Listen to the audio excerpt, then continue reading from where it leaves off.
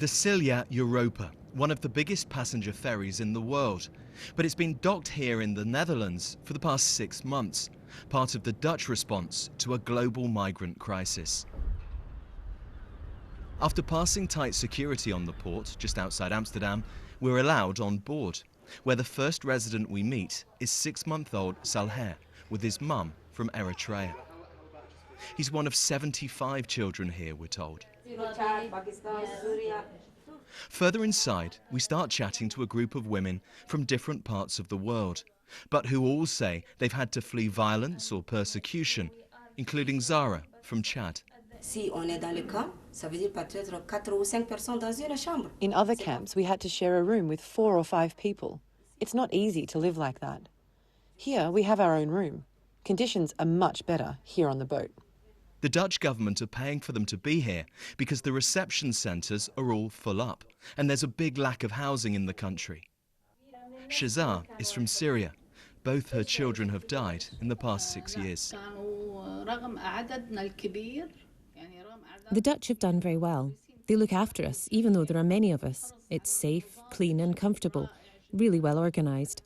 So here we are, this is the restaurant where the residents, our guests... As we move round, some people tell us off camera they feel claustrophobic and are looking forward to leaving.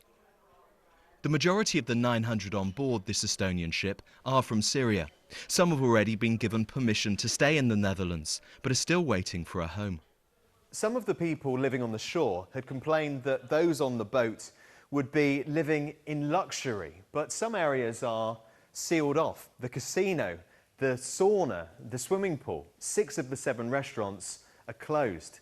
And make no mistake, this is by no means a cheap option for the Dutch government. It's an expensive option, that is true as well.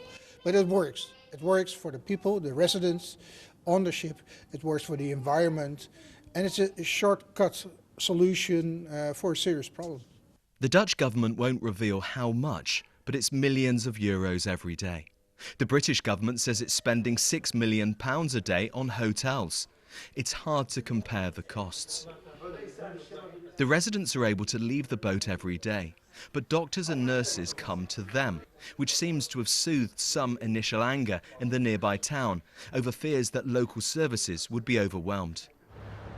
The Dutch claim this has been a success, but insist it's not a lasting solution, and everyone on board will be taken elsewhere within 3 months. The British government will now decide whether big ships can help address the crisis of small boats coming to the UK. Nick Beake, BBC News, near Amsterdam.